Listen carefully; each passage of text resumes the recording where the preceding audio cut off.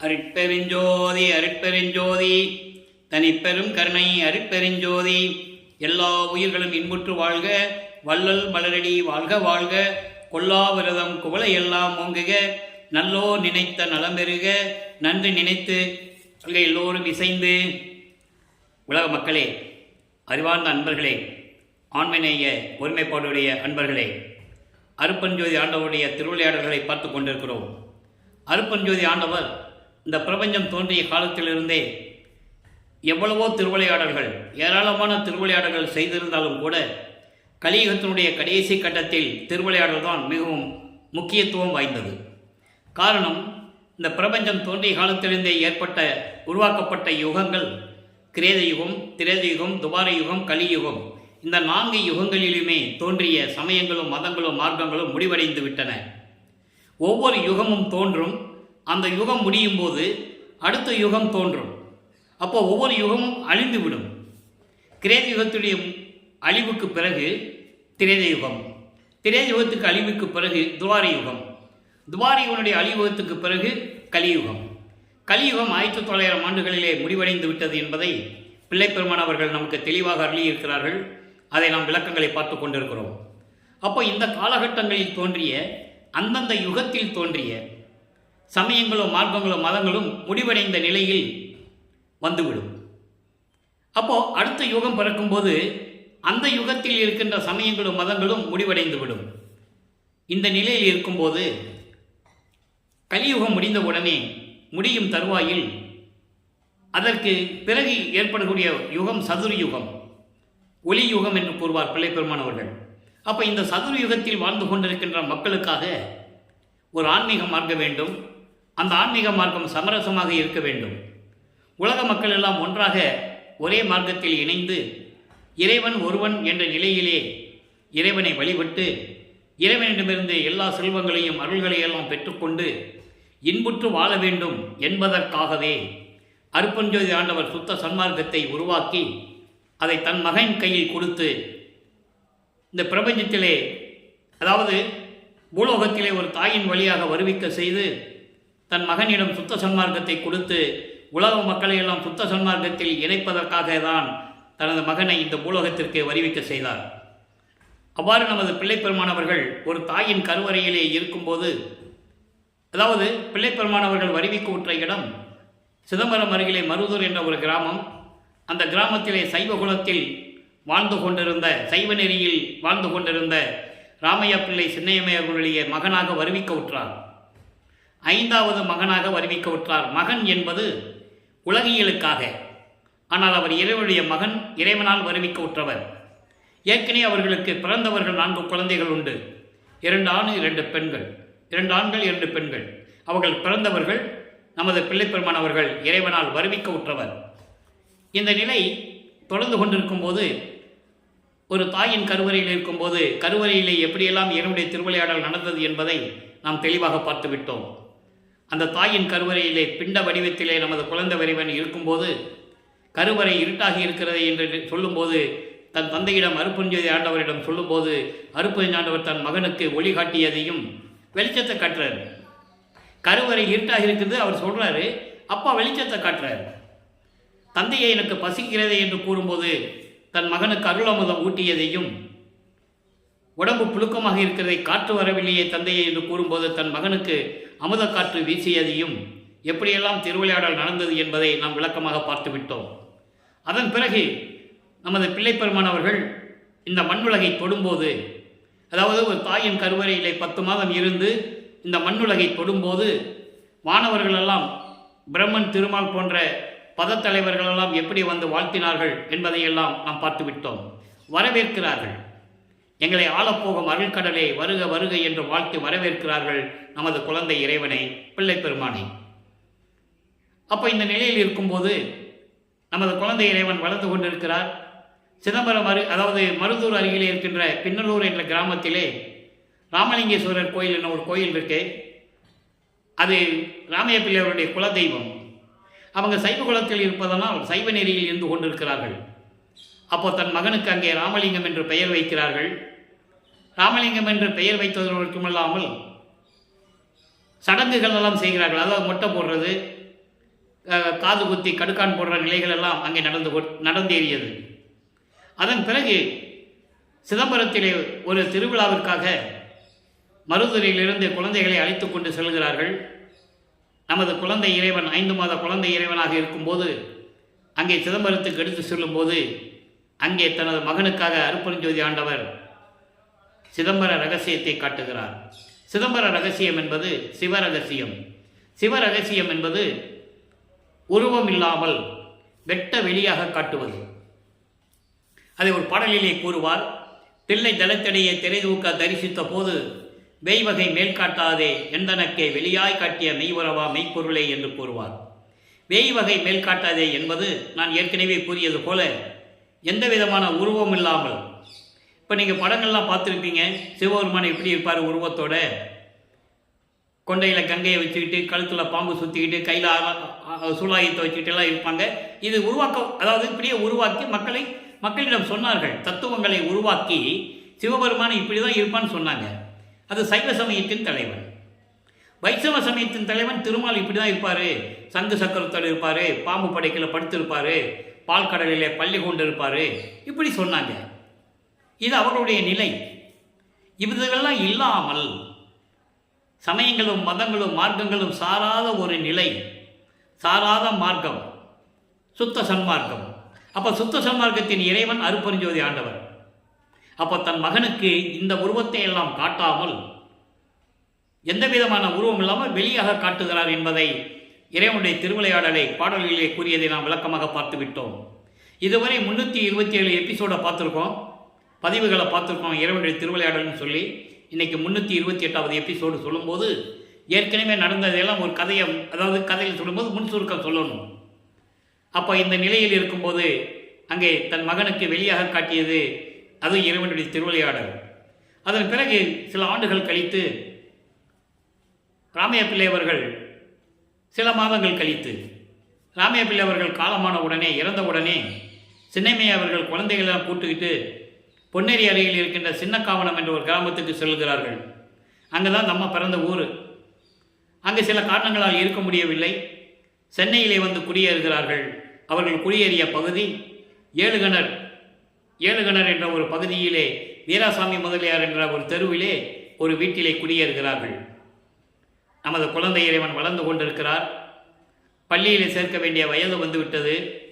பள்ளியிலும் சேர்க்கிறார்கள். ஆனால் இவர் படிக்க மனம் இல்லை என்று சொல்லி வெளியே வந்து விடுகிறார் என்று சொல்வதை விட அங்கே இறைவனுடைய திருவிளையாடல் நடக்குது. அவருக்கு தெரியாது. நமது குழந்தை இறைவனுக்கு தெரியாது இறைவனுடைய திருவிளையாடல் நடக்குதுன்னு அவருக்கு எப்படி தெரியும்? அது ஒரு பாடலிலே சொல்லுவார். 6ஆம் திருமுறையிலே திருப்பள்ளி எழுச்சி என்ற பாடலிலே சொல்லுவார். முன்னை பள்ளி பயிற்றாது என்றனை கல்வி பயிற்றி முழுதும் உணர்வித்து உடல் பழுதெல்லாம் தவிர்த்து என்னை பள்ளி எழுப்பிய அருட்பெருஞ்சோதி என் அப்பனே பள்ளி எழுந்தருள்வாயே என்று கூறுவார். அதான் இந்த பாடல், இந்த நிகழ்ச்சிக்கு, இந்த திருவிளையாடலுக்கு விளக்கம். என்னை பள்ளிக்கூடத்தில் படிக்காமல் செய்து அதன் பிறகு சாகா கல்வியை கற்றுக் கொடுத்து முழுதும் உணர்வித்து சுத்தமாக சன்மார்க்கத்தை கொடுத்து எல்லாவற்றையும் எனக்கு தெரிவித்து அதாவது உடல் பழுதெல்லாம் தவிர்த்து, உடல் பழுது என்பது இந்த, அதாவது இறைவனால் வருவிக்க விட்ட அந்த மானிட பிறவியை நீக்கி முத்தேகத்தை கொடுத்தது. என்னை பள்ளி எழுப்பிய அருட்பெருஞ்சோதின்னு சொல்வார். பள்ளி எழுப்பது என்பது தூக்கத்திலிருந்து எழுப்பது அல்ல, அறியாமையிலிருந்து நீக்குவது. சமயங்களிலும் மதங்களிலும் மார்க்கங்களில் ஈடுபட்டு கொண்டிருந்த போது அந்த அறியாமையை நீக்கி எனக்கு சுத்த சன்மார்க்கத்தை கொடுத்து பேரறிவு கொடுத்த அருட்பெருஞ்சோதியேன்னு சொல்லுவார். இது தன் மகன் உலகியல் படிப்பை, இந்த சந்த படிப்பை எந்த ஆசிரியரிடம் கற்றுக்கொள்ளக்கூடாது. யாரும் இவர் குருவாக ஏற்றுக்கொள்ளக்கூடாது. இது இறைவனுடைய நிலையில் இருந்து கொண்டு அருட்பெருஞ்சோதி ஆண்டவர் இந்த திருவிளையாடலை செய்து கொண்டிருக்கிறார். ஆக நமது பிள்ளை பெருமானவர்கள் 1ஆம் ஆண்டிலிருந்து 8 ஆண்டுகள் வரைக்கும் இந்த நிலையில் இருந்து கொண்டிருக்கிறார். அருட்பெருஞ்சோதி ஆண்டவர் 1823ஆம் ஆண்டு தொடங்கிய திருவிளையாடல் 30/1/1874 இரவு 12 மணி வரையிலும் நடக்கிறது. 51 ஆண்டுகள் தன் அருளால் பெற்றெடுத்த ஒரு ஆண்மகனை செல்வப்பிள்ளை என்று பெயரிட்டு சுத்த சன்மார்க்கத்தை உலக மக்களுக்கு தெரியப்படுத்த வேண்டும் என்பதற்காகவும் உலக மக்களை சுத்த சன்மார்க்கத்தில் சேர்க்க வேண்டும் என்பதற்காகவும் 51 ஆண்டுகள் தனது மகனை இந்த பூலோகத்திலே உலாவ விடுகிறார். சமயங்களிலும் மதங்களிலும் மார்க்கங்களில் சொல்லப்பட்ட நெறிமுறைகளை பின்பற்றி கொண்டு தனது மகன் திருநீரை பூசிக்கொண்டு சைவ சமயத்தின் அடையாளம், ஒவ்வொரு சமயத்துக்கும் ஒரு அடையாளம் இருக்கு. வைஷ்ணவ சமயத்தின் அடையாளம் நாமம் போட்டுக்கிறது. அதிலே பல வகை உண்டு. ஒத்த நாமம், கொண்டி நாமம், பாத நாமம், வடகலை, தென்கலை, இப்படி நிறைய பிரிவுகள் உண்டு. அவங்க சமயத்தின்படிய தலைவர்களை அவங்க பின்பற்றுகிறார்கள். அதே போல சைவ சமயத்தினுடைய அடையாளம் திருநீர் பூசிக்கொள்வது. உத்தராட்சமலை போட்டுக்கிறது. போட்டுக்கிட்டு சிவபெருமான் நமச்சிவாய சிவாய ஓம் சிவாய நமன் சொல்லணும். தன் மகன் சொல்லணும். 51 ஆண்டுகள், அதாவது 32 ஆண்டுகள் வரைக்கும் சொல்ல வைத்து அதன் பிறகு மகனே இதெல்லாம் பொய் என்று சொல்லிவிடு, இதெல்லாம் தேவையில்லை சுத்த சன்மார்க்கத்திற்கு என்று தன் மகனை வைத்து சொல்ல வேண்டும். இதுதான் நடந்து கொண்டிருக்கிறது. ஆக இந்த நிலையில் இருக்கும்போது 8 ஆண்டுகள் வரையிலும் முதல் 8 51 ஆண்டுகள் திருவிளையாடல்களை 8 ஆண்டுகளாக பிரித்து தனது மகனுக்கு அருளை கொடுத்து கொண்டிருக்கிறார். அப்போ 8 ஆண்டுகள் வரைக்கும் ஒன்றுமே இல்லை. 9வது ஆண்டு தொடக்கத்தில் 2வது 8 அடியெடுத்து வைக்கிறார். 9வது ஆண்டு தொடக்கத்தில் தன் மகனை ஆட்கொள்ளுகிறார் அருட்பெருஞ்சோதி ஆண்டவர். தன் மகன் முன் எழுந்தருளி, மகனே நீ என்னால் வருவிக்க உற்றவன், சில காரியங்களெல்லாம் நடக்க வேண்டியது இருக்கிறது உன்னால். அப்போ உனக்கு முன்பருவம் பின்பருவம் காட்டி அருள் செய்வேன் என்று கூறி ஞானத்தை மட்டும் பெற்றுக்கொள் மகனே என்று சொல்லி மறைந்து விடுகிறார். அதன் பிறகு நமது குழந்தை இறைவன் பிள்ளை பெருமானவர்களுக்கு மறைப்பு நிலையும் மறப்பு நிலையும் ஏற்படுகிறது. அவர் சைவ சமயத்தின் தலைவனாகிய சிவபெருமானை ஏற்றுக்கொண்டதனால் சிவபெருமானை பற்றி பாடுகிறார். 9வது ஆண்டிலிருந்து வருவிக்க உற்ற 9வது ஆண்டிலிருந்து 12 ஆண்டுகளுக்குள் 1ஆம் திருமுறை உருவாகிறது. 8 பதிகங்கள், 712 பாடல்கள். இதை 6வது பதிகத்திலிருந்து திருவருள் முறையீடு என்ற பதிகத்திலிருந்து இறைவனிடம் எப்படி முறையீடு செய்கிறார் ஞானத்தை பெற்ற பிறகு என்பதை பார்த்து கொண்டிருக்கிறோம். 232 பாடலுடைய விளக்கங்களையும் நாம் பார்த்து விட்டோம். தந்தையிடம் சிவபெருமானை பற்றி பாடி எந்த அருளையும் பெற முடியவில்லை என்பதனால் ஒரு ஏக்கத்தில், ஒரு எதிர்பார்ப்பில் அம்மனை பற்றி பாடினால் அருளை பெற்று விடலாமோ என்று எண்ணி வடிவுடைமனை பற்றி பாடுகிறார். வடிவுடை மாணிக்க மாலை உருவாகிறது. 100 பாடல்கள். ஒவ்வொரு பாடலுடைய விளக்கத்தை நாம் ஏற்கனவே பார்த்து விட்டோம். இந்த நிலை தொடர்ந்து கொண்டிருக்கிறது. இப்போ வல்லப்பமானவர்கள் 12 ஆண்டுகள் வரைக்கும் இறைவனிடமிருந்து எந்த அருளையும் பெற முடியவில்லை. திரும்பி வந்து இறைவன் காட்சி கொடுக்கவில்லை. அப்போ அவர் மனம் ஏங்குகிறது. அருட்பெருஞ்சோதி ஆண்டவர் அவருடைய மனதை, தன்னுடைய மகனுடைய மனதை தூண்டி விடுகிறார், உள்ளத்தை தூண்டி விடுகிறார். இந்த விளக்கங்கள்லாம் பாடல்களில் உண்டு. பாடல்களில் இருக்கின்ற விளக்கங்களை தான் உங்களுக்கு நான் கூறிக்கொண்டிருக்கிறேன். உள்ளத்தை தூண்டி விடுகிறார். எனது மகனை திருவொற்றியூருக்கு அழைத்து செல் என்று உள்ளத்தை தூண்டி விடுகிறார். மனம் உந்துகிறது, திருவொற்றியூருக்கு போக சொல்லுகிறது. இறைவனிடம் ஞானத்தை பெற்ற பிறகு முதலாக 13வது ஆண்டில் வருவிக்க விட்டு 13 ஆண்டுகளாகிவிட்டது. வல்லப்பமானுக்கு வயது இல்லை. அவரை பற்றி சொல்லும்போது 13வது வயது, 12வது வயதில் எப்படி இருந்தார், இந்த வயசில் எப்படி இருந்தார்னு சொல்லக்கூடாது. அவர் வருவிக்கொற்றவர். அவருக்கு பிறப்பு இறப்பெல்லாம் கிடையாது, வயதும் கிடையாது அவருக்கு. அதை பாடல்களிலே விளக்கமாக நமக்கு அருளி இருக்கிறார்கள். அதை நாம் ஏற்கனவே பார்த்திருக்கிறோம். அப்போ வருவிக்க விட்ட 13வது ஆண்டில் முதலாக ஏழுகணர் பகுதியில் இருந்து, இப்போ அந்த இடத்துக்கு பெயர் வள்ளலார் நகர், அதிலிருந்து கால் வலிக்க நடந்து செல்லுகிறார். நமது குழந்தை இறைவன் திருவொற்றியூருக்கு செல்லுகிறார். சிவபெருமானை பற்றி பாடி எப்படியாவது அருளை பெற வேண்டும் என்ற நோக்கத்தில் அங்கே செல்லுகிறார். 2ஆம் திருமுறை உருவாகிறது. மொத்தம் 113 பதிகங்கள், 1207 பாடல்கள் உருவாகிறது. அதை பார்ப்பதற்கு முன்னால் சிவனேசை வெண்பா என்ற பதிகத்திலிருந்து பாடலுடைய விளக்கங்களை பார்த்து கொண்டிருக்கிறோம். மொத்தம் 100 பாடல்கள். இன்று 11வது பாடலை பார்க்க போகிறோம். நல்ல கவனிங்க. பேர் உருவோ சோதி பிளம்பாகும் சின்மயத்தின் சீர் உருவோ. இறைவனுடைய உருவத்தை பற்றி கூறுகிறார். சீர் உருவோ தேவர் திருவுருவம். இறைவா, உன் திருவுருவம் எப்படிப்பட்ட உருவம் என்பதை கூறுகிறார். விளக்கத்தை பார்க்க போகிறோம். நேர் உருவில் சால்புற சேர் அண்ட சராசரங்கள். அண்ட சராசரங்கள் எல்லாம் நும் கால் விரல் பால் நின்று ஒடுங்கும் கால். சிவபெருமானை பற்றி சொல்லுகிறார். எப்படின்னா, இறைவா, உனது உருவம் பேரழகானது. பேரழகான உருவமா, இல்லை சோதி பிளம்பாக இருக்கின்ற உருவமா, அக்கினி பிளம்பாக இருக்கின்ற உருவமா, இல்லை என்றால் மெஞ்ஞான வடிவத்தின் உருவமா, எது உனது திருவுருவம்? அப்படிப்பட்ட உருவத்தில் இருக்கின்ற எனது தந்தையே சிவபெருமானே, நேர் உருவில் சால்வுற சேர் அண்ட சராசரங்கள் எல்லாம் நும் கால் விரல் பால் நின்று ஒடுங்கும் கால். அது என்ன சொல்றாருன்னா, அண்டங்களிலே உருவாக்கப்பட்ட அசையும் அசையா பொருள்கள், சர அசர என்று சொல்லுவார். உயிரினங்கள், அசையும் உயிரினங்கள், அசையா பொருள்கள் எல்லாமே இந்த அண்டங்கள் எல்லாம் இருப்பதெல்லாம் உன் கால் விரலில் இருக்கின்றது. அதாவது எல்லாமே உன்னுடைய திருவிளையாடல் என்று சொல்லுகிறார். சால்புற சேர் என்றால் அண்டங்களும் அந்த அண்டங்களிலே இருக்கின்ற அசையும் அசையா பொருள்களும் உன்னுடைய உண்மையான உருவில் இருந்து கொண்டு உன் காலடியின் கீழ் எல்லாமே நடந்து கொண்டிருக்கிறது. உனது திருவடியின் கீழ் எல்லாமே நடந்து கொண்டிருக்கிறது. என்ன சொல்றாருன்னா, உன் ஆணைப்படி, சுருக்கமான விளக்கம், உன் ஆணைப்படி தான் இந்த உலகம் இயங்கிக் கொண்டிருக்கிறது. அண்டங்களும் சரி, அண்டங்களில் இருக்கின்ற அசையும் அசையா பொருள்களும் சரி, உன்னுடைய அருளால் தான் நடந்து கொண்டிருக்கிறது. அப்படிப்பட்ட நீ, உன்னால் வருவிக்க விட்டு நான் இந்த பூலோகத்தில் துன்பப்பட்டு கொண்டிருக்கிறேன், எனக்கு விரைவில் வந்து அருள வேண்டும் என்று சொல்லி இந்த பாடலை நமக்கு அருளியிருக்கிறார்கள். அதன் பிறகு இரண்டாம் திருமுறை உருவான பிறகு மொத்தம் இதுவரை 30 பதியங்களுடைய விளக்கங்களை பார்த்திருக்கிறோம். அந்த பதியங்களுடைய ஒரு சுருக்கம் என்ன சொன்னால் தான் அடுத்த நிலைக்கு நம்ம போக முடியும்.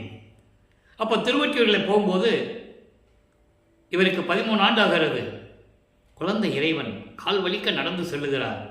அங்கே போய் தியாகராஜ பெருமானிடம் போய் முறையீடு செய்வார். எந்த விதமான பலனும் இல்லை. அதன் பிறகு சுருக்கமாக சொல்லுகிறேன். அதன் பிறகு திருமலை வாயிலுக்கு செல்லுவார்.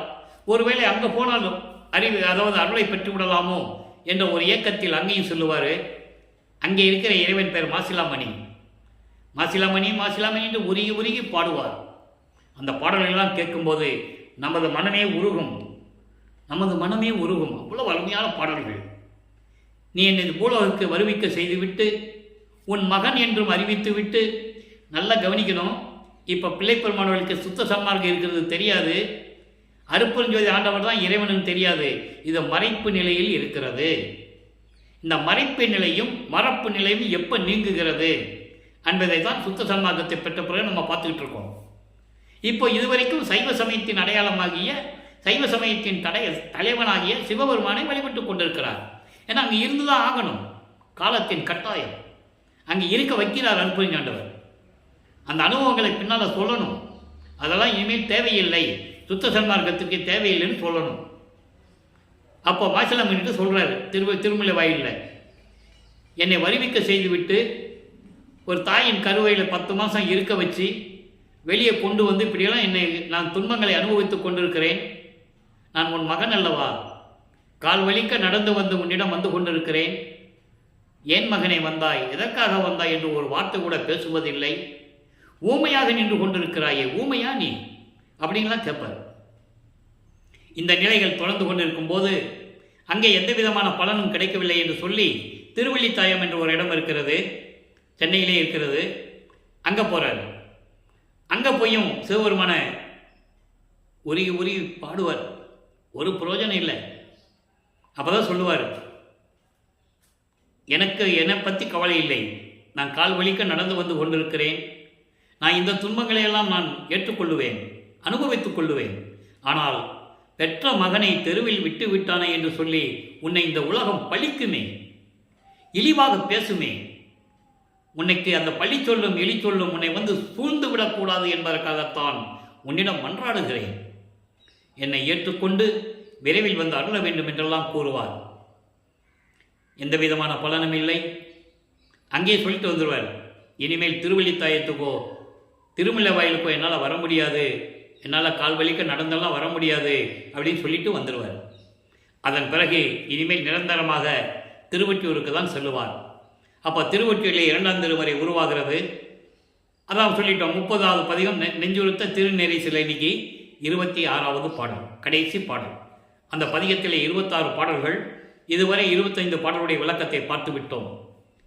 அந்த பாடலுடைய சுருக்கம் என்னவென்றால், மனதிடம் சொல்லுவது, நெஞ்சு உறுத்த திருநேரிசை. திருநேரிசை என்பது நேரிசை வெண்பா பாடல்கள். அது தன்னுடைய மனதிடம் சொல்லுவது போல உலக மக்களுக்கு சொல்லுவது. அந்த காலகட்டங்களில் அவர் எந்த நிலையில் இருந்தார், அவருடைய மனநிலை எப்படி இருந்தது, அவர் அந்த மனதை எப்படி அடக்க வேண்டும் என்று மனதிடம் சொல்லுகிறார். மனதிடம் சொல்லுவது போல அந்த பாடல்கள் உண்டு. நல்லா கவனிங்க. பதம் தருவான் செல்வ பயன் தருவான், மண்ணும் சதம் தருவான் யாவும் தருவான், இதம் தரும் என் நெஞ்சம் என் கொள் வாடுகின்றாய், நின்மலா நின் அடியே தஞ்சம் என்றால் ஒற்றியப்பன் தான். மனதிடம் சொல்லுகிறார், மனமே ஏன் அலை வாய்ந்து கொண்டிருக்கிறாய், ஒரு இடத்தில் முதல்ல நீ நில்லு. நம்ம திருவொற்றியூருக்கின்ற இறைவன் இருக்கும்போது நமக்கு என்ன கவலை? அவர் எப்படிப்பட்டவர்? பதம் தருவான், இருக்க இடம் தருவான், வாழ்வதற்கு செல்வங்கள் தருவான், அது மட்டுமல்ல அருளும் தருவான், மற்ற எல்லாவற்றையும் தருவான். குறிப்பாக சொல்ல வேண்டும் என்றால் அறம் பொருள் இன்பம் வீடு. நல்லா புரிஞ்சுக்கணும் நீங்க. அறம் பொருள் இன்பம் வீடு, இந்த 4 வகைகளும் 4 வகையான பலன்களும் நமக்கு திருவொற்றியூரில் இருக்கின்ற சிவபெருமான் தருவான். அதான் சொல்றாரு, பதம் தருவான். பதம் என்பது வாழுகின்ற இடம், இருக்கிறதுக்கு வீடு வேணும் இல்லையா? செல்வங்கள் வேணும், வாழ்வதற்கு செல்வங்கள் வேணும், அதான் பொருள் வேணும், அறம் வேணும், அருளும் வேண்டும். அதான் மண்ணும் சதம் தருவான் என்று சொல்லுகிறார். அறம் பொருள் இன்பம் வீடு வேண்டும் என்றால் நம்முடைய இறைவன் தருவான், திருவொற்றியூரில் இருக்கின்ற இறைவன். அப்படிப்பட்ட இறைவன் இருக்கும்போது எனது மனமே எதற்காக வாடுகின்றாய், என் கொள் வாடுகின்றாய்ன்னு சொல்றார். என் கொள் என்பது எதற்காக, நீ எதற்காக துன்பப்படுகிறாய், எதற்காக வாழ்கின்றாய்? அறம் பொருள் இன்பம் வீடு 4 நமக்கு வேணும்னா திருவொற்றியூரில் இருக்கின்ற இறைவனை வணங்க வேண்டும். நின்மலா, இறைவனை எப்படி வணங்கணுமா? நின்மலா. நின்மலா என்பது மலங்கள் நீங்கியவன் இறைவன். ஆணவம், கண்மம், மாயை, மாமாயை, துரோதை, இந்த 5 மலங்களை நீங்கிய இறைவன் தான் நின்மலன் என்று சொல்லுவார், அமலன் என்று சொல்லுவார். அற்புதமான பாடல்கள் உண்டு. அமலா நான் வேண்டுதல் கேட்டு அருள்மொழிதல் வேண்டும், அதான் சொல்லுவார். எங்கே? சுத்த சன்மார்க்கத்தில் சுத்த சன்மார்க்க வேண்டுகோள் 6ஆம் திருமுறையில் சொல்லுவார். அப்போ நின்மலா என்பது மலங்களை நீங்கிய இறைவன். நின் அடியே தஞ்சம் என்றால் ஒற்றியப்பன் தான். உன் திருவடியே எங்களுக்கு தஞ்சம், உன் திருவடிதான் எங்களுக்கு அடைக்கலம், உங்கள் திருவடிதான் எனக்கு சரணம் என்றால் திருவொற்றியூரில் இருக்கின்ற இறைவன் நமக்கு கொடுத்துட்டு போறான். ஏன் நீ கலங்குகிறாய், எதற்காக வாடுகிறாய் என்று மனிதனிடம் சொல்லுவது போல இந்த பாடலை நமக்கு அருளியிருக்கிறார்கள். ஆக வல்லப்பெருமான் அவர்கள் இந்த பூலோகத்திற்கு வருவிக்க உற்று 16 ஆண்டுகள் வரையிலும் இறைவனிடமிருந்து எந்த அருளையும் பெற முடியவில்லை. 3வது எட்டில் அடியெடுத்து வைக்கிறார். 3/24. 17வது ஆண்டிலிருந்து 24 ஆண்டுகள் வரைக்கும் என்ன நடந்தது என்பதை 3ஆம் திருமுறை உருவாகிறது. 3ஆம் திருமுறையில் இருக்கின்ற 19 பதிகங்களில் இருக்கின்ற 235 பாடலுடைய விளக்கங்களை முழுமையாக பார்த்து விட்டோம். அதனுடைய ஒரு சுருக்கம். இப்போ காலங்கள் மாறுகிறது, ஆண்டுகள் உருண்டோடுகிறது, காட்சிகளும் மாறுகிறது. இப்போ திருவொற்றியூரில் தியாகராஜ பெருமான் காட்சி கொடுக்கிறாரு, சிவபெருமான் காட்சி கொடுக்கிறாரு. காட்சி கொடுக்கிறதோடு சரி, மறைந்து விடுவார். இந்த நிலை தொடர்ந்து கொண்டிருக்கும் போது இவர் மனம் மிகவும் அதாவது ரொம்ப வருத்தப்படுறாரு. என்ன இது காட்சி கொடுக்குற, இது வரைக்கும் காட்சி கொடுக்கல, இப்போ காட்சி கொடுக்குறாரு, எதுவுமே பேசுறது இல்லை. உடனே தனது மனத்தில் இருக்கின்ற துயரத்தை, அந்த துன்பங்களை, ஏக்கத்தை, பரிதவிப்பை ஒரு நாரையிடம் சொல்லி தூது அனுப்புவார். நாரையே, நீ போய் தியாகராஜ பெருமான்கிட்ட போய் சொல்லு, இதுவரைக்கும் இந்த பூலோகத்துக்கு அதாவது வரவழைச்சிட்டு எந்த விதமான அருளை கொடுக்கல, சாப்பிட முடியல, அவரால் தூங்க முடியல, இப்படி நிலையில் இருந்து கொண்டு இருக்கிறாப்புல, நீ எப்போ அருளை கொடுப்ப அப்படின்னு சொல்லி என்னை தூது அனுப்புனாங்க, நீ என்ன சொல்கிற, நான் போய் திரும்பி சொல்லணும்னு சொல்லி அந்த பாடல்களிலே அருளியிருப்பார்கள். தன்னை ஒரு தலைவியாகவும் இறைவனை தலைவனாகவும் உபமானமாக எடுத்துக்கொண்டு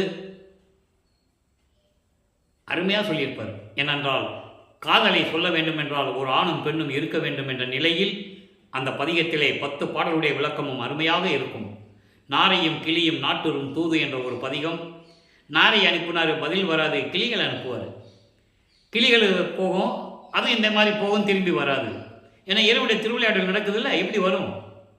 அதன் பிறகு ஒரு குறைச்சி பெண்ணிடம் போய் குறி கேட்க போவார். உலக வாழ்க்கையில் எப்படி இருக்குமோ அதே மாதிரி இருந்து கொண்டிருக்கிறார்.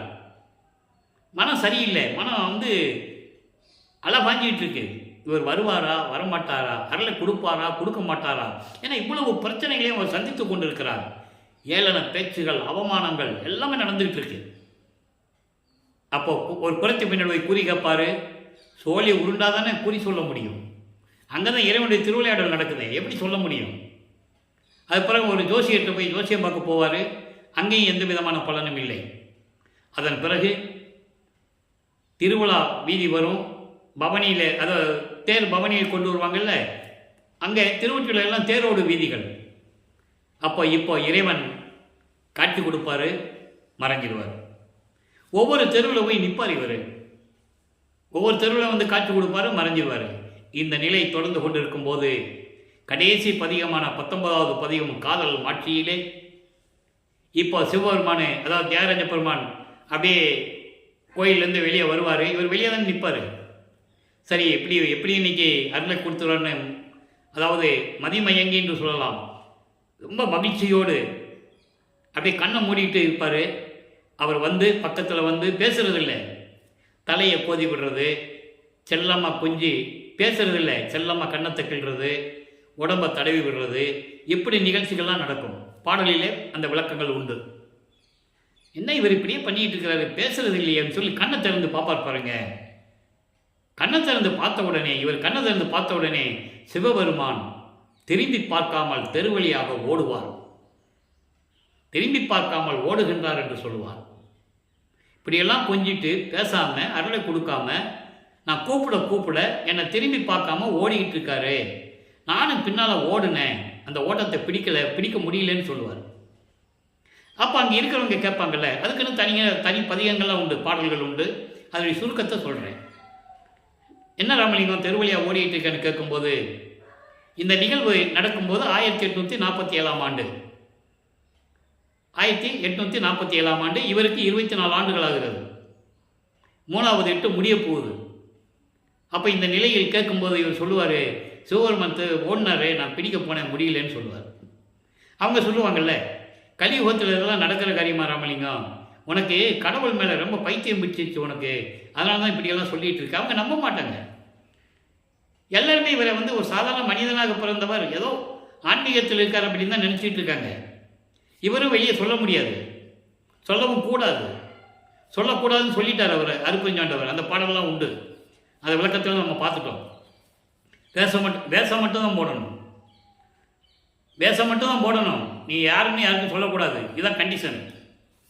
அப்போ இந்த நிலையில் இருக்கும்போது இவர் சொல்லுவார், நீங்கள் என்ன கேலி பண்ணாலும் சரி, என்னை கிண்டல் பண்ணாலும் சரி, இறைவனுடைய அன்பை பெறாமல், இறைவனுடைய அருளை பெறாமல் நான் ஓய மாட்டேன். இறைவன் மீது நான் காதல் கொண்டுள்ளேன், அளவில்லாத காதல் வைத்துள்ளேன். நான் கனவில் கூட அந்த காதலை மறக்க முடியாது என்றெல்லாம் சொல்லுவார். அந்த பாடலுடைய விளக்கங்களை எல்லாம் பார்த்து விட்டோம். இப்போ 3/8 முடிஞ்சு போச்சு.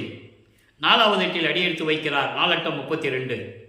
அப்போது 25வது ஆண்டிலிருந்து 32 ஆண்டுகளுக்குள் என்ன நடந்தது என்பதை 4ஆம் திருமுறை உருவாகிறது. 8 பதிகங்கள், 197 பாடலுடைய விளக்கங்களை முழுமையாக பார்த்து விட்டோம். அன்பு மாலை, திரு அற்பகாச மாலை, பிரசாத மாலை, சௌந்தரிய மாலை, பத்தி மாலை, ஆனந்த மாலை, அபராத மன்னிப்பு மாலை, அதிசய மாலை, எல்லா பாடலுடைய விளக்கங்களையும் முழுமையாக பார்த்து விட்டோம். அப்போ இந்த நிலையில் இருக்கும்போது என்ன நடந்தது, அதனுடைய ஒரு சுருக்கம். இப்போ இவருக்கு 27வது ஆண்டில் வருவிக்க விட்டு 27 ஆண்டு ஆகுது இந்த பூலோகத்துக்கு அப்போ 27வது ஆண்டில் கல்யாணம் பண்ணணும்னு சொல்கிறாங்க. இவர் முதல்ல வேண்டாம் தான் சொல்கிறாரு. வேண்டாம் தான் சொல்லணும், ஏன்னா நம்ம அப்பாட்ட பெர்மிஷன் வாங்கணும் அருப்பெருஞ்சாண்டவர்கிட்ட. இப்போது சுத்த சன்மார்க்கம் இருக்கிறது தெரியும், அருப்பெருஞ்சாண்டவர் தான் அவருடைய தந்தை என்று தெரியும். அப்போ இந்த நிலையில் இருக்கும்போது இவர் முடியாதுன்னு சொன்ன உடனே ஒரு சாமியார்கிட்ட கூப்பிட்டு போவாங்க.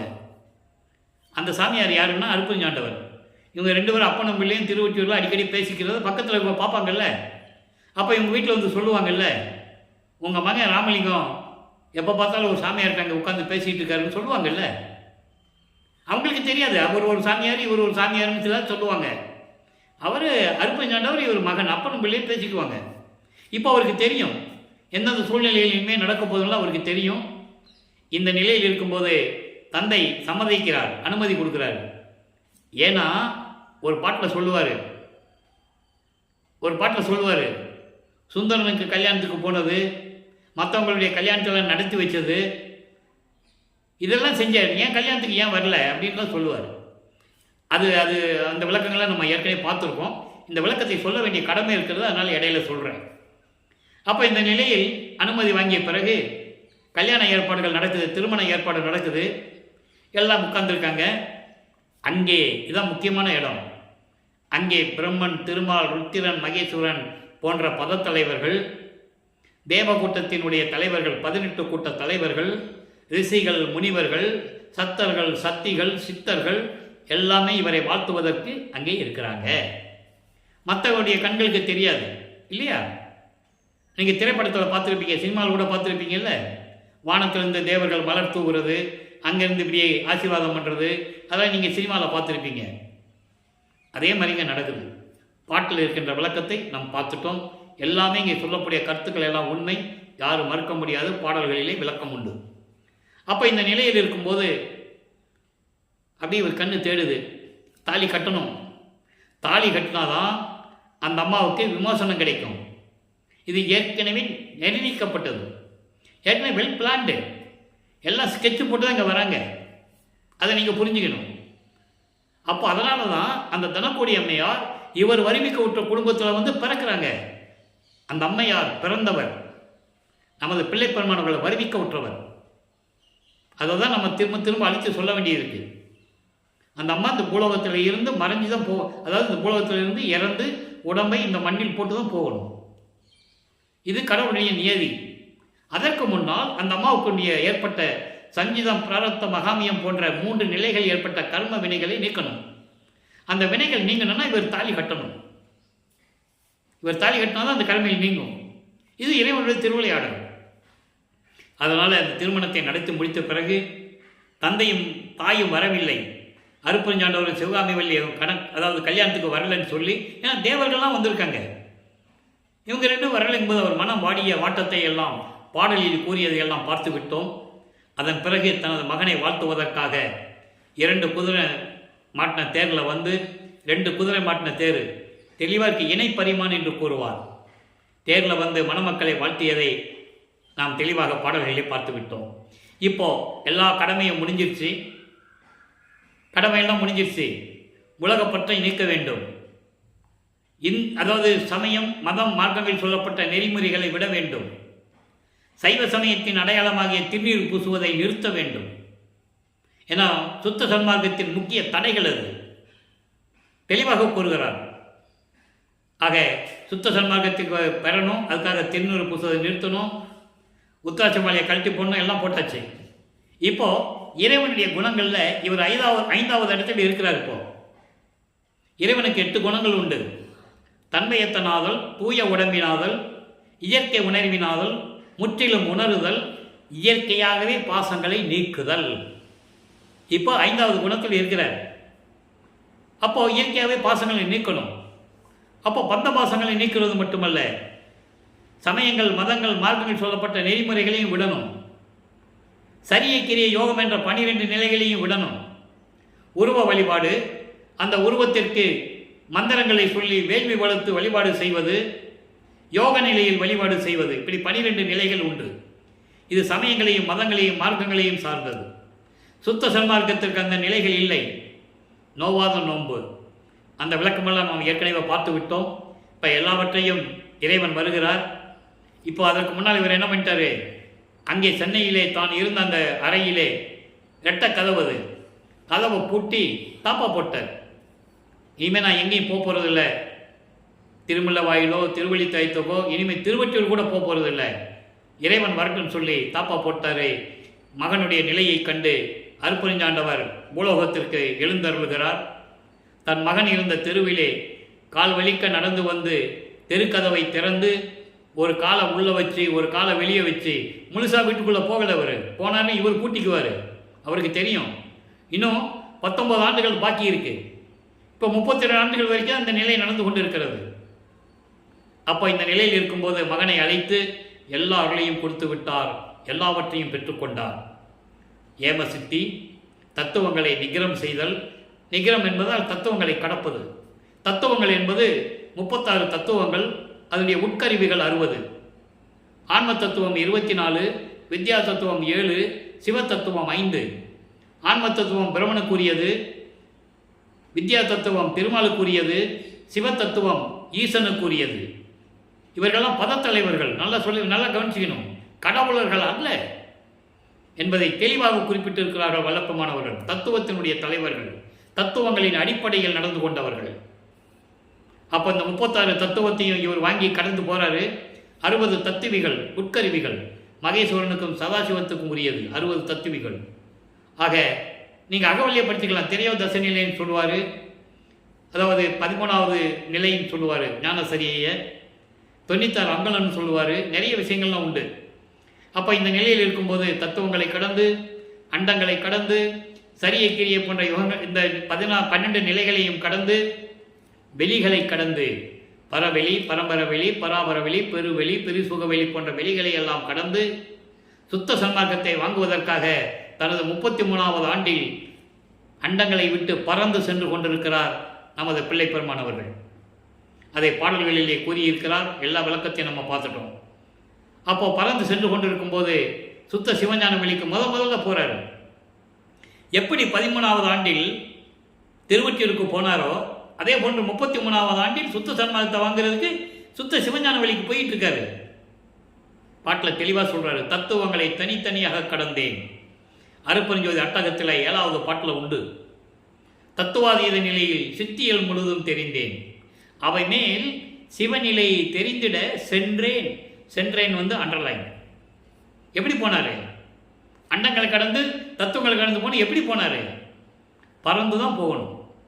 இல்லை நினைச்ச இடத்துல போய் நிற்கிறது. அந்த சக்தியை ஏற்கனவே இங்கே வாங்கிட்டாரு. சென்னையில் இருக்கும்போது எல்லாம் வாங்கியாச்சு. இப்போ சுத்த சன்மார்க்கத்தை வாங்கணும், சாகா கல்வியை கற்றுக்கணும். அதெல்லாம் ரெண்டு அங்கே தான் போய் செய்யணும். சுத்த சிவஞான வெளிக்கு தான் போகணும். மகனை வர சொல்லிட்டாரு. இவர் பறந்து போய்கிட்டு இருக்கிறார். அப்போது அங்கே போனார். போன உடனே தேவர்கள் வெளியே நிற்கிறாங்க, சபைக்கு வெளியே நிற்கிறாங்க. அங்கே சத்தியஞான சபை இருக்குது. அந்த சத்தியஞான சபையை தான் இங்கே கொண்டு வந்து நமக்கு உலக மக்களுக்காக நமது பிள்ளை பெருமானவர்கள் அருளியது. பிரபஞ்சத்திலேயே இறைவனால் எழுப்பப்பட்ட ஒரே இடம் சத்தியஞான சபை வடலூரில் இருக்கிறது தான். மீதியெல்லாம் மன்னர்கள் கட்டியிருப்பாங்க, ஜமீன்தார்கள் கட்டியிருப்பாங்க, கட்டிடக்கலை நிபுணர்கள் கட்டியிருப்பாங்க. அதெல்லாம் உண்டு, அது வேறு. அப்போ இந்த நிலையில் இருக்கும்போது தேவர்கள்லாம் சொல்கிறாங்க, இவர் அப்படியே போய் நிற்கிறாருங்க. தேவர்கள் கை காட்டுறாங்க, நீங்கள் போங்க சாமி. ஏன் நீங்கள் வெளியே நிற்கிறீங்க? இல்லை, உள்ளே போகிறதுக்கு நீங்கள் மட்டும்தான் அனுமதி, உங்களுக்கு தான் அந்த தகுதி உண்டு, நீங்கள் போங்கன்னு சொல்கிறாங்க. பிரம்மன் திருமாலாம் அப்படியே தலகவுந்து நிற்கிறாங்க. அங்கே உள்ளே போக முடியாது. சத்தியஞான சபைக்குள்ளே போக முடியாது. முதல் படியிலே கால் வைக்க முடியாது. ஏனென்றால் சத்தியஞான சபைக்குள்ளே போவதற்கு கொலையும் புலையும் தவிர்த்திருக்க வேண்டும். உயிர்களை கொலை செய்வது, மாமிச உணவுகளை சாப்பிடுவது, இதெல்லாம் நிறுத்தி இருக்கணும். அதெல்லாம் தொற்றுக்கக்கூடாது. அவன் தான் சத்தியஞான சபைக்குள்ளே போக முடியும். அவர்கள் கொலை செய்தவர்கள் என்று கூறுவார். போருக்குரியவர்கள் விதவிதமாக கொலை செஞ்சிருக்காங்களாம். பாட்டில் உண்டு. பிரம்மணனை சொல்லும்போது வருணமா கொலை பாதகன் என்று சொல்லுவார். பாடல் உண்டு. விதவிதமாக சொல்லியிருக்காங்க. வர்ணமாக விதவிதமாக அவ்வளவு கொலை செஞ்சிருக்கான பிரம்மன். திருமால் கடவுள் சமூகதோர்த்தம் நெடிய பிள்ளைகள் 1000 பொறுத்து மாயை ஒடிய நேர் நின்ற கருணை வள்ளல் என்று கூறுவார் மகாதேவ மலையிலே. அங்கேயே சொல்லுவார். சுத்த சமூகத்தை இன்னும் விரிவாக சொல்லுவார். அந்த விளக்கத்தெல்லாம் நம்ம பார்த்துட்டோம். அதனால் அவங்க சத்தியஞான சபைக்குள்ளே போக முடியாது. அங்கே உள்ள என்ன நடந்தாலும் இவங்க வெளியே இருந்து தான் பார்க்கணும். இவ்வளவு அருமையான விளக்கங்கள்லாம் திருவெற்பால உண்டு. ஏன்னா அவங்கெல்லாம் சமயத்தை சேர்ந்தவர்கள், மதங்களை சேர்ந்தவர்கள், மார்க்கங்களை சேர்ந்தவர்கள். ஒவ்வொருத்தருக்கும் ஒரு சமயம் உண்டு. பிரம்மனும் திருமாலும் இந்திரனும் வைஷ்ணவ சமயத்தை சேர்ந்தவர்கள். ருத்திரன் மகேஸ்வரன் சதாசிவம் சைவ சமயத்தை சேர்ந்தவர்கள். சுத்த சன்மார்க்கத்தை சேர்ந்தவர்கள் இருந்தால் தான் சத்தியஞான சபைக்குள்ள போக முடியும். அந்த நிலையில் இருக்கும்போது மகனை வரவேற்கிறார் அருட்பெருஞ்சோதி ஆண்டவர். மகனை இந்த ஆடைகளை எல்லாம் களைந்து விட்டு, முக்காடு போட்டு தானே போறாரு, ஆடைகள் எல்லாம் களைந்து விட்டு அங்கே சொல்லுவார் பாருங்க, புனித நீராடி புத்தாடை அணிந்து அணிகலன்களை அணிந்து மங்கள கோலத்துடன் வருவாயாக. அப்படின்னு என்ன அர்த்தம்? இவர் சாமியார் வடத்தில் போகிறார், எங்கள் முக்காடு போட்டு வெள்ளை ஆடை அணிந்து, அதெல்லாம் நீக்கிட்டு வா மகனே, உனக்கு மணிமுடி சூட்ட வேண்டும், மகுடம் தரிக்க வேண்டும், உனக்கு பொற்காப்பு அணிய வேண்டும். பொற்காப்பு என்பது இளவரசன் என்ற ஒரு பட்டம். எப்படி இந்த நாட்டாமக்காரங்க ஜமீன்தாரர்கள்லாம் அப்பா வந்து வயசாகிட்டாலோ இல்லை இறந்து விட்டாலோ அந்த அவர் கையில் போட்டிருந்த காப்பை தூக்கி இவர் கையில் போடுவாங்க. அதுக்கு ஒரு பெரிய திருவிழாவே எடுப்பாங்க. இதை நம்ம கண்கூடாக படிச்சிருக்கோம். அப்போ இந்த நிலையில் இருக்கும்போது இவருக்கு மணிமுடி சூட்டி பொற்காப்பு அணிந்து, மகனே சுத்த சன்மார்க்கத்தை பெற்றுக்கொள், இதுவரை என்னிடம் இருந்தது, நீ பெற்றுக்கொள் இப்போ. அதனால தான் சொல்லுவார், சுத்த சன்மார்க்கம் இனிமேல் என் மார்க்கம் என்று கூறுவார். அப்பா சொல்லுவார், மகனை இனிமேல் உன் மார்க்கம் என்று சொல்லுவார், இவர் என் மார்க்கம் என்று சொல்லுவார். பாடல்கள் உண்டு. ஆக சுத்த சன்மார்க்கத்தை பெற்றுக்கொண்டார். சாகா கல்வியை கற்றுக் கொடுக்கிறார், தன் மகனுக்கு சாகா கல்வியை கற்றுக் கொடுக்கிறார், இவரும் கற்றுக்கொள்ளுகிறார். அதை பாடல்களிலே நாம் பார்த்து விட்டோம். நாகாதிவனம் அயனும் ஆளும் நறுமுறுமெனவே ஞான அமுத வழித்தாய். ஞான அமுதம் என்பது என்ன? சுத்த சன்மார்க்கத்தில் இருந்தால்தான் சாகா கல்வியை கற்றுக்கொள்ள முடியும். சாகா கல்வி என்பது சுத்த சன்மார்க்கத்தின் ஞானம், சுத்த சன்மார்க்கத்துடைய நெறிகளை பின்பற்றுவது. அதற்கு சாவு கிடையாது. அதான் சாகா கல்வி. அந்த நிலையில் மகனுக்கு சொல்லிக் கொடுக்கும்போது அவங்கெல்லாம் பார்த்துட்டு இருக்காங்களாம், முகத்தில் கோபமாக நடுமுறுன்னா அப்படி இந்த கடுகு வெடித்தா எப்படி இருக்குன்னு சொல்லுவாங்கள்ல, உலகியலில் சொல்லுவாங்க, முகத்தை பார்த்தா என்னடா எண்ணெயில் கடுகு வெடித்த மாதிரி இருக்குதுன்னு சொல்லுவாங்கல்ல, அந்த மாதிரி நிற்கிறாங்களாம். சாகா கலையை பயிற்று தந்த தயவை சாற்றறுக்கறிவு. ஆக தன் தந்தையிடம் சாகா கல்வி கற்றுக்கொண்டதை திருவொற்பாவிலே தெளிவாக நமக்கு அருளியிருக்கிறார்கள். நம்மளையெல்லாம் படைத்து ஆண்டு கொண்டிருக்கின்ற அருட்பெருஞ்சோதி ஆண்டவராகிய வல்லற்பமானவர்கள். அவர் இறைவன், இறைவனுடைய மகனாக இருந்தாலும் இறைவனுடைய நிகராக இருக்கின்றவர். தன்னகரில்லா தலைவன் என்று சொல்லுவார் தனது தந்தையை. நீயே என்ன நானாகிவிட்டான், நான் நீயாகிவிட்டாய் என்று சொல்லுவார். இவன் அவனாகிவிட்டான் என்று சொல்லுவார். இவன் அவனாகிவிட்டான் என்பதற்கு பொருள், தந்தையால் இந்த பூலோகத்திற்கு வருவிக்க செய்து என்னை சமயங்களிலும் மதங்களிலும் மார்க்கங்களில் இருக்க செய்த இந்த ராமலிங்கத்தை, உலகில் வச்ச பெயர் ராமலிங்கம், அவங்க அப்பா அருட்பெருஞ்சாண்டவர் தன் மகனுக்கு வச்ச பெயர் செல்வப்பிள்ளை, மக்களால் அழைக்கப்பட்டவர் திரு அருட்பிரகாச வள்ளலார். அப்படிப்பட்ட இந்த ராமலிங்கத்தை அவனாக்கி விட்டான் அப்படின்னு நினைத்தோம், அருட்பெருஞ்சோதி ஆக்கி விட்டான். அப்போ யார் இறைவன்? ரெண்டு பேருமே ஒன்று தான். அந்த நிலையை தான் நம்ம மேட்டுக்குப்பத்தில் சித்தி வளாகத்துக்கு போகும்போது அந்த விளக்கத்தை பார்க்க போகிறோம். ஆக இந்த நிலையில் இருக்கும்போது எல்லாவற்றையும் பெற்றுக்கொண்டு பூலோகத்திற்கு திரும்புகிறார். நேர சிதம்பரத்துக்கு தான் போகிறாரு. அங்கே ஒரு திருவிளையாடல் நடக்குது. அங்கே கருங்குழியில் இருக்கிற வீட்டு உரிமையாளர் வெங்கடராம ரெட்டி அவர்களும் பரசுராமனை பேசிகிட்டு இருக்காங்க. திடீர்னு அங்கே போய் நிற்கிறார். இவர் திடீர்னு போய் நிற்கிறார்னு என்னத்தோம், எழுந்தருளுகிறார். அவர் நடக்க வேண்டிய அவசியம் இல்லை, மாட்டு வண்டியில் போக வேண்டிய அவசியம் இல்லை. நல்லா புரிஞ்சுக்கணும் நீங்கள். ஏன்னா உலகிலே சொல்லப்பட்ட செய்திகள் நிறைய உண்டு. அதுக்குள்ளே அந்த விளக்கத்துக்குள்ளே நம்ம போக வேண்டாம். அப்போது அங்கே சொல்லும்போது பரசுராமன் சொல்லியிருப்பார், என் தம்பி தான் இவர், கல்யாணம் பண்ணி வச்சோம், குடும்ப ஆன்மீகத்தில் வந்துட்டார், குடும்பம் நடத்த முடியாது வந்துட்டார், உங்கள் வீட்டில் கொண்டு போய் வச்சுக்கங்க. இப்படி நிகழ்வுகள் நடக்க வேண்டும் அங்கே. அதுக்காக ஒரு திருவிளையாடலைங்க. உடனே அவர் கூப்பிட்டு வர்றாரு. கருமொழியில் அவர் வீட்டில் ஒரு அறையை சுத்தம் பண்ணி, சாமி இங்கே இருந்துக்காங்கன்னு சொல்லிடுறாரு. ஐயா ஒரு தீபத்தை ஏற்றி வச்சுட்டு அங்கே இருக்கிறார். 9 ஆண்டுகள் இருக்கிறார் கருமொழியிலே. அந்த 9 ஆண்டுகளிலும் என்ன நடந்தது என்பதை திருவொற்பாவில் இருந்து பார்த்தோம். இப்போ வல்லப்பமானவர்கள் வருவிக்க உற்று 48 ஆண்டுகளுக்குள் இருந்து கொண்டிருக்கிறார்.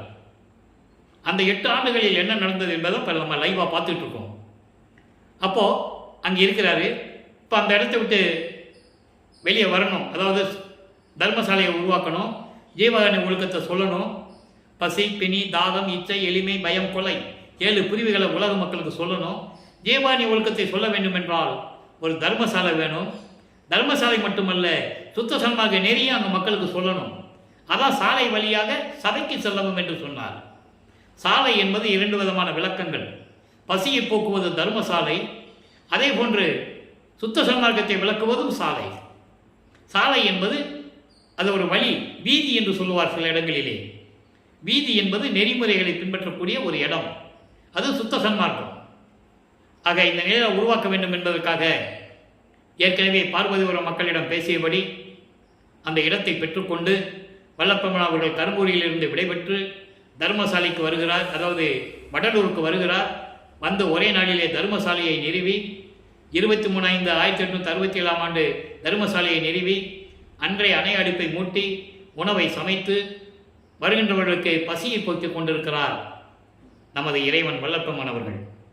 இந்த நிலை தொடர்ந்து கொண்டிருக்கும் போது 1869 கடலூரிலே மஞ்சக்குப்பம் என்ற இடத்தில் இருக்கின்ற நீதிமன்றத்திலே ஆறுமுக நாவலர் வழக்கு தொடர்கிறார். அந்த வழக்கினுடைய சாராம்சம் என்னவென்றால், வடலூரிலே இருக்க ராமலிங்கம் என்பவர் ஒருவர் இலக்கணம் இலக்கிய பிழைகளோடு எந்த கல்லூரியிலையும் கற்காமல் புலவர் பட்டம் பெறாமல் பாடல்களை ஏற்றி கொண்டிருக்கிறார். சாதிகளையும் மதங்களையும் மார்க்கங்களையும் சமயங்களையும் சாடிக்கொண்டு குறை சொல்லிக் கொண்டிருக்கிறார். நாங்கள்லாம் சாதிகளையும் மதங்களையும் மார்க்கங்களையும் சமயங்களையும் சார்ந்து கொண்டிருக்கிறோம். காலங்காலமாக அதை மாற்ற முயற்சி செய்கிறார். எனவே அவர் இயற்றிய பாடல்களை மறுப்பாய் என்று அறிவிக்க வேண்டும் என்று அந்த காலத்திலேயே 1869 வழக்கு தொடர்ந்து விட்டார். விசாரணைக்கு வருகிறது.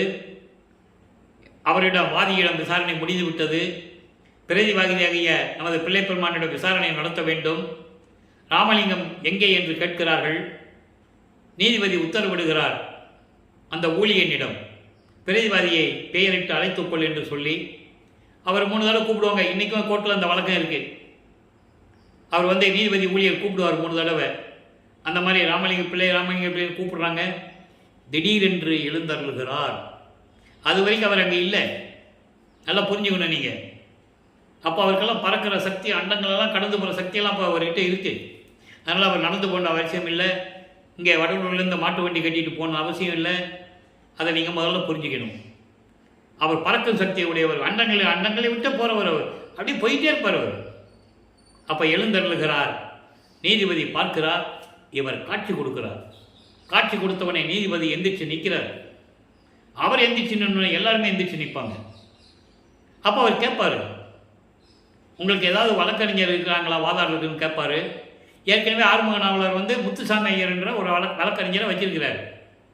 இவர் சொல்லுவார், எனக்கு வழக்கறிஞர் தேவையில்லை. இறைவனுக்கு எதுக்கு வழக்கறிஞர், எதுக்கு வக்கீல், தேவையில்லை. எப்படி பாடல்களை இயற்று கேட்கும்போது, இறைவன் சொன்னால் நான் எழுதினேன், எல்லாம் அவன் செயல். நான் உரைக்கும் வார்த்தையெல்லாம் நாயகன் தன் வார்த்தை, சொன்னால் எழுதினேன். அவருக்கு உணர்கிறார் நீதிபதி. ஆக திருவற்பாதான் மக்களுக்கு ஏற்றது, திருவற்பாவை மறுப்பாய் என்று அறிவிக்க முடியாது என்று சொல்லி தீர்ப்பளிக்கிறார். மகத்தான தீர்ப்பை பெற்றுக்கொண்ட நமது இறைவன் மறுபடியும் தர்மசாலைக்கு வருகிறார். இங்கே வந்த பிறகு உத்தரஞான சிதம்பரமாலை எப்படி உருவாச்சு, சமாதி வற்புறுத்தலை எப்படி உலக மக்களுக்கு சொன்னார், சுத்த சன்மார்க்கத்தை பற்றி எப்படியெல்லாம் சொன்னார், நடராஜபதி மாலையும் சர்க்குரியின் மாலையில் எப்படியெல்லாம் இறைவனுடைய நிலையையும் தான் பெற்ற அருளையும் எப்படியெல்லாம் சொன்னார் என்பதை நாம் விளக்கமாக பார்த்து விட்டோம். இப்போ 6ஆம் திருமுறையிலே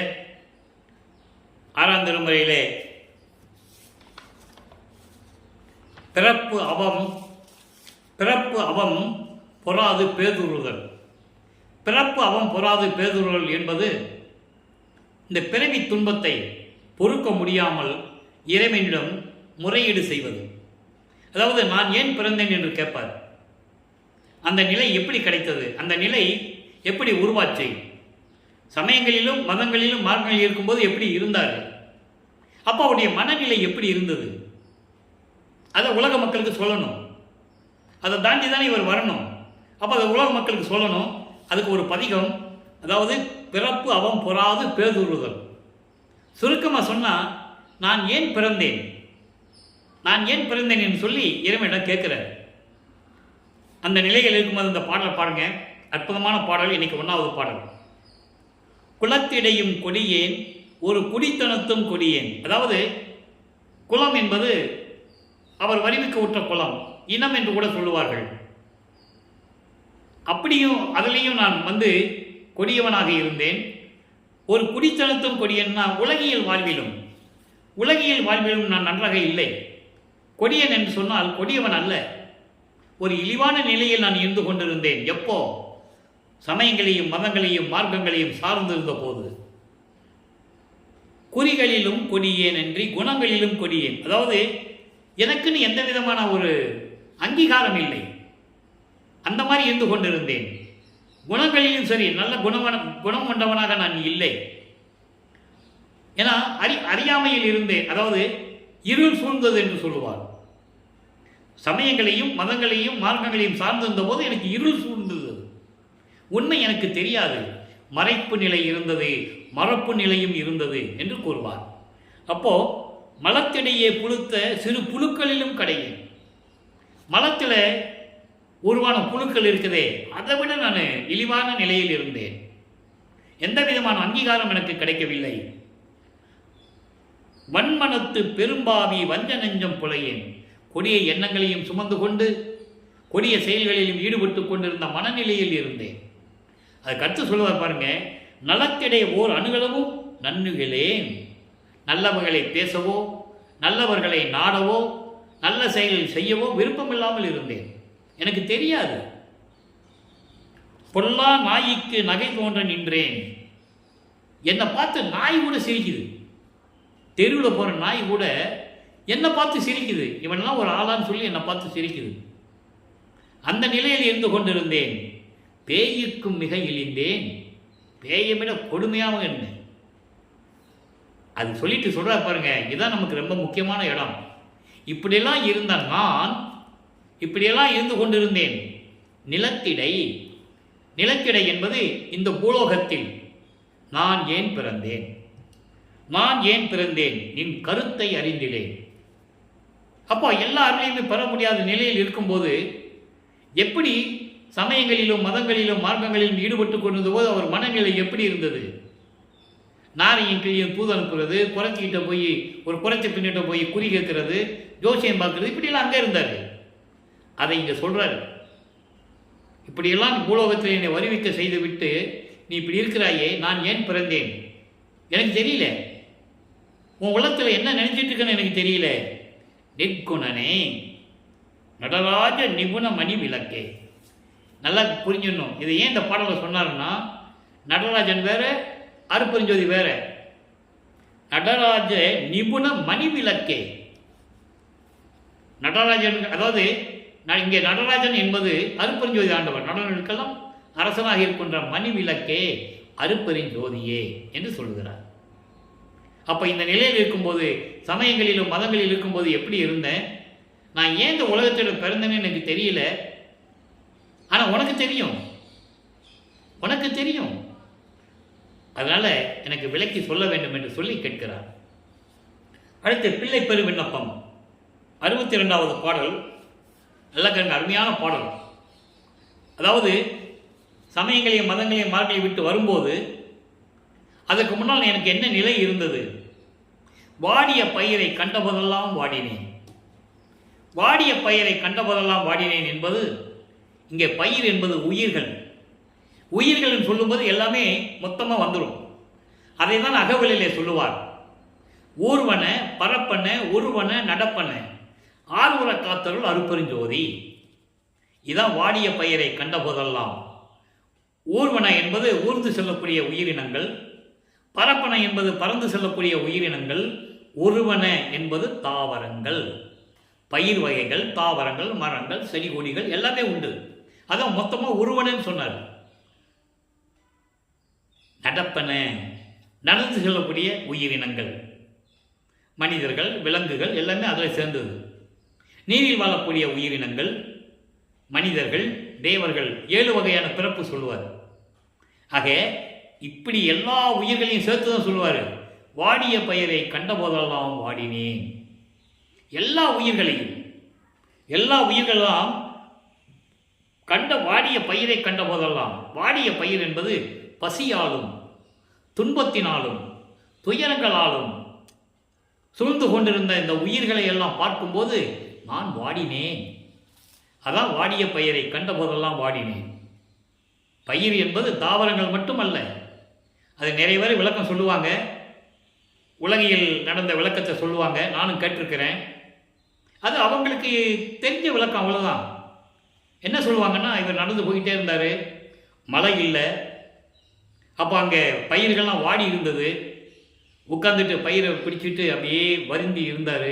அவர் கண்ணிலிருந்து தண்ணி வந்தது, அந்த பயிருடைய குருத்தில் விழுந்து அந்த பயிர் செழிப்பானது, மழை பெஞ்சது அப்படிலாம் சொல்லுவாங்க. அது அந்த விளக்கம் அப்படியே இருக்கட்டும், தவறில்லை, அது அவங்களுக்கு தெரிஞ்ச விளக்கம். ஆனால் வாடிய பயிரை கண்ட போதெல்லாம் வாடினேன் என்பது இந்த 4 வகையான உயிர்கள், அகவலிலே சொன்னதை எல்லா வகையான உயிர்களையும் சொல்லுவார். பயிர் என்பது உயிர். அப்போ அந்த உயிர்கள் பசியாலும் நீர் இல்லாதனாலும் பிணியாலும், அதான் ஜீவகாணி ஒழுக்கத்தில் கொண்டு வந்து வைக்கிறாரு. பசி, பிணி, தாகம், இச்சை, எளிமை, பயம், கொலை, அதில் வரும். ஜீவகாணி ஒழுக்கத்தில் இதெல்லாம் வரும். அப்போ அந்த வாடிய பயிரை கண்ட போதெல்லாம் வாடினேன், பசியால் இழைத்து. நல்லா கவனிக்கணும். அதுக்கடுத்து சொல்லிட்டாரா? எல்லாமே ஒன்று தான் சொல்லிட்டாரு. அதுக்கடுத்து சொல்கிறாரு, பசியால் இழைத்து வீடுதோறும் இறந்தும். இறந்தும் என்பது பிச்சை கேட்குறது. பசி வந்துருச்சு, வீடு வீடாக போய் பிச்சை எடுக்கிறாங்க. அந்த பிச்சை எடுத்த சோறு சாப்பிட்டு கூட அவனால் பசியை நீக்க முடியவில்லை, பசி அடங்கலை.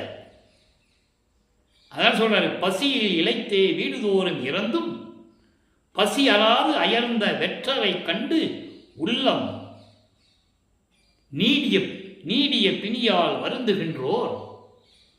சொல்லிட்டாரா? பசி வந்துருச்சு, பிணி வந்துருச்சா? அப்போ ஜீவாணி ஒழுக்கத்தை உள்ள கொண்டு வராரு. நல்லா புரிஞ்சுக்கணும். நீங்கள் வாடிய பயிரை கண்ட போதெல்லாம் வாடினேன், எல்லா உயிர்களும் பசியால் துன்புறுத்தும் போது என் மனம் வாடியது. அப்போ இந்த பசியினுடைய கொடுமை தாங்க முடியாமல் வீடு வீடாக பிச்சை எடுத்தும் கூட பசியை நீக்க முடியாத ஏழைகளை கண்டு நான் வருந்தினேன். வெற்றர் என்பது ஏழைகள். அப்படி பிச்சை எடுத்து சாப்பிட்டு கூட அவங்களால பசியை போக்கிக் கொள்ள முடியல. அதனால் தான் தர்மசாலை உருவானது, அதனால் தான் ஜீவகானிய ஒழுக்கம் உருவானது. அப்படி உள்ளம் நடுக்கிக் கொண்டிருந்த போது நீடிய பிணியால் வருந்துகின்றோம். தீர்க்க முடியாத நோய், நீடிய பிணி என்பது தீர்க்க முடியாத நோயினால் துன்பப்படுகிறவர்களை கல்லும் போதெல்லாம் நேர பார்க்கும்போது நேர்வுற கண்டு, அவங்கெல்லாம் துன்பப்படும் போது நான் எதிரிலே நின்று பார்த்து என் உள்ளம் துடித்தேன். ஆக பசியின் கொடுமையை சொல்லுகிறார், பிணியின் கொடுமையை சொல்லுகிறார். நல்லா புரிஞ்சுக்கணும். நீங்க அடுத்தடுத்து சொல்லுவார் பாருங்க, ஈடின் மாணிகளாய் ஏழைகளாய் நெஞ்சு இழைத்தவர்களை கண்டே இழைத்தேன். ஈடின் மாணிகளாய் என்பது அவமானப்பட்டு, மானத்தை விட்டு அவமானப்பட்டு, கிண்டல் செய்யப்பட்டு, கேலி செய்யப்பட்டு இருக்கின்றவர்களையும், ஏழைகளையும் எளியவர்களையும், இவர்களெல்லாம் மானம் போனபடி வாழ்ந்து கொண்டிருப்பதை கண்டு என் மனம் துடித்தது, இழைத்தேன் என்று கூறுகிறார். எவ்வளவு அற்புதமான பாடல் என்பதை நீங்கள் புரிந்து கொள்ள வேண்டும். ஆக ஒரு உயிர் மீது எவ்வளவு இரக்கம் இருந்தால் இந்த நிலையை உலக மக்களுக்கு அவர் தெரிவித்திருப்பார். இந்த நிலை எப்படி வரும்? சுத்த சன்மார்க்கத்தில் இருந்தால்தான் வரும். சுத்த சன்மார்க்கத்தில் இருந்தால்தான் ஆண்மநேய ஒருமைப்பாடு கிடைக்கும். உயிர் இரக்கம் இருக்கும், நேயம் இருக்கும், தயவு இருக்கும், கருணை இருக்கும். அதனால தான் உலக மக்களுக்கு சுத்த சன்மார்க்கத்தை வாங்கன்னு சொல்கிறேன். சமயங்களிலும் மதங்களிலும் மார்க்கங்களிலும் இந்த நிகழ்வுகள்லாம் நடக்காது. அவங்க எப்படி வேணால் உயிரை கொள்ளுவாங்க, எப்படி வேணால் சாப்பிடுவாங்க, எப்படி வேணால் வாழ முடியும். ஆனால் சுத்த சன்மார்க்கத்தில் அப்படி அல்ல. இப்படி தான் வாழ வேண்டும் என்ற நெறிமுறைகள் இருக்கிறது. சம்சாரிகள் இப்படி தான் வாழணும், சாதுக்கள் இப்படி தான் இருக்கணும், சாதகம் செய்கின்றவர்கள் இப்படி தான் இருக்கணும், அவங்களுக்கு உணவு முறை எப்படி, நித்திய கர்ம விதி, இதெல்லாம் நிறைய சொல்லுவார். பொது விதி, நித்திய கர்ம விதி எல்லாம் நிறைய உண்டு. அது விளக்கெல்லாம் நம்ம பின்னால் தரப்போகிறோம். இந்த திருவிளையாடலை முடிச்சுட்டு அந்த விளக்கங்கள்லாம் கொடுப்போம். ஏற்கனவே ஜீவகாணி ஒழுக்கத்தை சொல்லியாச்சு. சுத்த சன்மார்க்க நெறினா என்ன, சமய சன்மார்க்க நெறினா என்ன, ரெண்டு நெறிகளுக்கு என்ன வித்தியாசம், இந்த விளக்கெல்லாம் நம்ம கொடுத்தாச்சு. ஒரு 15 நாளைக்கு முன்னால் நீங்கள் எங்கள் பதிவை பார்த்தீங்கன்னா நீங்கள் தெரிஞ்சுக்கலாம். ஆக இப்படியெல்லாம் இருக்கும்போது இந்த நிலையை உலக மக்களுக்கு தெரிவிக்கிறார். பசியினுடைய கொடுமையை பார்த்தும், தீராத வியாதியை பார்த்தும், வியாதி கொண்டவர்களை பார்த்தும் எப்படி என் மனம் துடித்தது என்பதை கூறுகிறார். அடுத்து ஒரு சின்ன விளக்கம் நண்பர்களே, நேரம் கடந்து கொண்டிருக்கிறது. நான் எவ்வளவோ பேசணும்னு நினைக்கிறேன், நேரம் பத்தலை. அதனால தான் விளக்கத்தை சுருக்கி சுருக்கி சொல்லிக்கிட்டு இருக்கேன். சிவசிவ ஜோதி நான் ஏற்கனவே சொல்லியிருக்கேன். சிவசிவ ஜோதி என்பது அருப்பெருஞ்சோதி. சிவன்ற வார்த்தை வந்தோடனே நீங்கள் சிவபெருமான்கிட்ட போயிடக்கூடாது, நடராஜன்கிட்ட போயிடக்கூடாது. அது வேறு, இது வேறு. அவங்க அந்த சமயத்தினுடைய தலைவர்கள், அவ்வளோதான். அருப்பெருஞ்சோதி அப்படி அல்ல என்பதை இங்கே கூறுகிறார். அச்சம் தவிர்த்த மெய்ஜோதி. ஒரே வரி, எளிமையான வரி. என்ன சொல்லலாம்? பயத்தை நீக்கிய அருப்பெருஞ்சோதின்னு தான் இது சொல்ல முடியும் இல்லையா? அப்படி அல்ல, அதில் நிறைய பொருள் அடங்கி இருக்கிறது. அச்சம் என்பது இவருக்கு எப்படி வந்தது? அச்சம் என்பது என்ன? தேவர்கள்லாம் அவர் வந்து வணங்குறாங்க. 5 தொழில்களையும் பிரம்மனும் திருமணம் தனித்தனி செஞ்சுக்கிட்டு இருந்தாங்க. எல்லாத்தையும் பிடுங்கி 5 தொழில் நீ செய்யணும் இவர்கிட்ட கொடுத்துட்டாரு. அப்போ ஒரு பயம் வரும்ல, ஒரு பயம் வரதானே செய்யும். ஒரு சாதாரண கிளார்க்கை கூப்பிட்டு நீ ஜெனரல் மேனேஜர் ஆகிருன்னு சொன்னால் அவனுக்கு ஒரு பயம் இருக்குல்ல. கம்பெனியை ஒழுங்காக நடத்தணும், நிர்வாகம் பண்ணணும், நெளிவு சுழிவெல்லாம் தெரியணும், அந்த ஒரு பயம் அவனுக்கு இருக்கும். அதே போல் அச்சம் தவிர்த்த மெய் ஜோதி. அப்பாட்ட சொல்கிறாரு, இவ்வளவு கொடுத்துட்டியே, எனக்கு பயமாக இருக்கேன்னு சொல்லும்போது, இல்லை மகனே, நான் உன்னோடு தான் இருக்கிறேன் என்று சொல்லி என் அச்சத்தை நீக்கி அருப்பெருஞ்சோதி. அதை ஒரு பாடலிலே கூறுவார். அடைக்கலம் புகுதல் என்ற ஒரு பதிகம், 65வது பதிகம், 6ஆம் திருமுறையிலே, பிச்சன் கவரி நிலற்றி அசைத்திட யானை பிடலின் மேல் நித்தம் பவனி வருகின்ற நிபுணரெல்லாம் என்னை தொழுது ஏத்த. யார? வல்லப்பமான வணங்குறாங்க. பிரம்மன், திருமால், ருத்திரன் எல்லாருமே யானை மேலேயும் குதிரை மேலேயும் அப்படியே பட்டத்து யானை மேலே வராங்க இவரை வணங்குவதற்கு. எச்சம் புரிவோர், எச்சம் புரிவோர்னா மற்ற தேவர்கள் என்னை போற்ற, என்னை ஏழா நிலைமிசை ஏற்றி, எப்படி சொல்ற பாருங்க, என்னை ஏழாமிசை ஏற்றி என் தன் அச்சத்தையும் தவிர்த்து என்னை ஆண்டு கொண்டோய் நான் உன் அடைக்கலமே என்று கூறுவார். அதான் அச்சம் தவிர்ப்பது. இப்படியெல்லாம் என்னை வந்து எல்லாரும் வணங்குறாங்க, நான் பயந்தேன், அந்த பயத்தை என்னை நீக்கிவிட்டாயே என்று கூறுவார். அதை தான் ஜீவகான ஒழுக்கத்தில் பயன்னு வச்சார். அப்போ சொல்லிட்டு சொல்கிறார் பாருங்க, என்னை ஆட்கொண்டார்களையே அம்பலச்சோதி சொல்லிட்டாரா. என்னை அச்சத்தையும் நீக்கி என்னை ஆட்கொண்டு எல்லா அருளையும் கொடுத்த இறைவன் அருப்பெருஞ்சோதி. அடுத்து பாருங்க, இச்சையெல்லாம் தந்த ஜோதி. நான் என்னென்ன நினைச்சனோ எல்லாவற்றையும் எனக்கு அருளிய அருப்பெருஞ்சோதி. அதை அருள் ஜோதி நிலையில் சொல்லுவார். 6ஆம் திருமுறையில் அந்த பதிகத்தில் 5வது வரியில் சொல்லுவார், எண்ணிய நான் எண்ணியவாறு எனக்கருளும் தெய்வம். ஏன் அகவலே சொல்லுவாரே, எப்படி எண்ணியது என் மனம் இங்கு எனக்கு அப்படி அருளிய அருப்பெருஞ்சோதி. எத்தகை விளைந்தன என் மனம் அத்தகை அருளிய அருப்பெருஞ்சோதி அப்படிலாம் சொல்லுவார். அதை இங்கே சொல்கிறாரு, இச்சையெல்லாம் தந்த ஜோதி. நான் எண்ணியபடி அப்படியே எனக்கு கொடுத்த அருப்பெருஞ்சோதி. உயிருக்கு, முக்கியமான வார்த்தை, உயிருக்கு இங்கும் அங்கும் எண்ணாமல் எங்கும் ஜோதி. பூலோகத்தில் மட்டுமல்ல, பூலோகத்தில் என்ற உயிர்களுக்கு மட்டுமல்ல, எல்லா உலகங்களில் இருக்கின்ற உயிர்களுக்கும் பரிபூர்ணமாக அருளை கொடுத்து கொண்டிருக்கின்ற அருப்பெருஞ்சோதி. ஆக அருப்பெருஞ்சோதி தான் கடவுள் என்பதையும், அருப்பெருஞ்சோதி தான் சுத்த சன்மார்க்கத்தின் தலைவன் என்பதையும், அருப்பெருஞ்சோதி இவரை ஆண்டு கொண்டதையும், பிரபஞ்சத்தை இயக்கக்கூடிய எல்லா சக்திகளையும் இவர் பெற்றுக்கொண்டதையும் இந்த பாடலிலே கூறியிருக்கிறார்கள். எனவே அன்பர்களே, இறைவனுடைய திருவிளையாடலை பார்த்து கொண்டிருக்கிறோம்.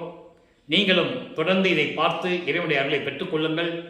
நீங்களாம் சுத்த சன்மார்க்கத்தில் இருந்து அருப்பெருஞ்சோதி அருப்பெருஞ்சோதி தனிப்பெருங்கண்ணை அருப்பெருஞ்சோதி என்ற மகாமந்திரத்தை சொல்லி கொலையும் புலையும் தவிர்த்து சைவ நெறியில் இருந்து கொண்டு இறைவனை வணங்கி இறைவனுடைய அருளையும் செல்வங்களை எல்லாம் பெற்று இந்த வையகத்திலே நீங்கள் வாழ்வாங்க வாழ வேண்டும், நோயற்ற வாழ்வில் வாழ வேண்டும் என்று இறைவனுடைய தயவாலையும் கருணையாலையும் வேண்டி இந்த வள்ளலார் ஊழியர் விடைபெறுகிறேன். மீண்டும் நாளை சந்திப்போம். நன்றி, வணக்கம். அருப்பெருஞ்சோதி அருப்பெருஞ்சோதி தனிப்பெருங்கண்ணை அருப்பெருஞ்சோதி. நாளையும் இறைவனுடைய திருவிளையாடல் தொடரும். கண்டு மகிழ்ந்து இறைவனர்களை பெற்றுக்கொள்ளுங்கள்.